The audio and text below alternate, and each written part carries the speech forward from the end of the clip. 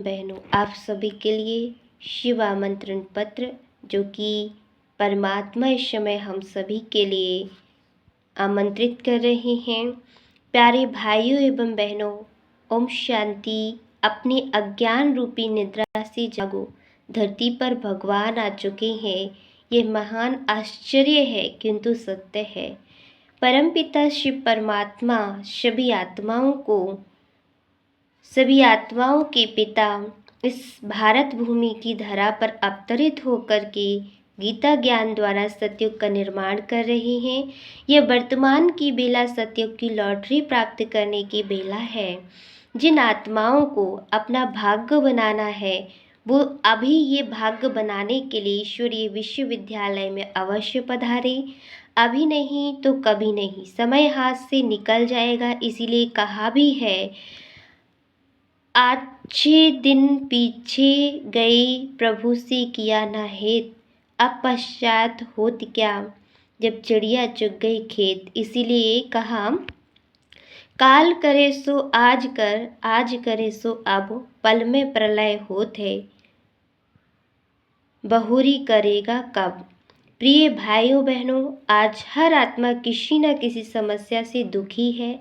कलयुग रूपी नर्क से सभी दुखी हैं। यह दुख केवल ईश्वर की याद से समाप्त हो सकता है।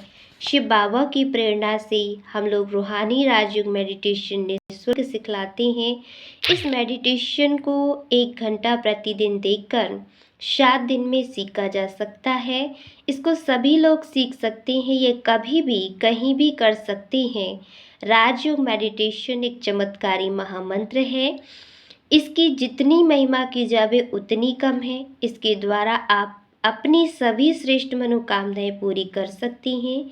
राजयोग मेडिटेशन अर्थात निराकार परमपिता परमात्मा शिव को याद करने की, बातचीत करने की, वरदान प्राप्त करने की सही विधि है। राजयोग मेडिटेशन से बहुत फायदे हैं। यदि आप किसान हैं तो बहुत अच्छी फसल प्राप्त कर सकते हैं।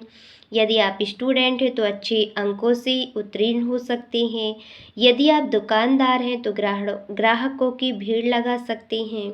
यदि आप किसी कठिन बीमारी से पीड़ित हैं तो ठीक होने के पूरे चांस है। और बहुतों के अनुभव हैं, आप भी अनुभव कर सकते हैं। लेकिन आपको 10 मिनट राजयोग मेडिटेशन सही विधि से नित्य करना आवश्यक है। राजयोग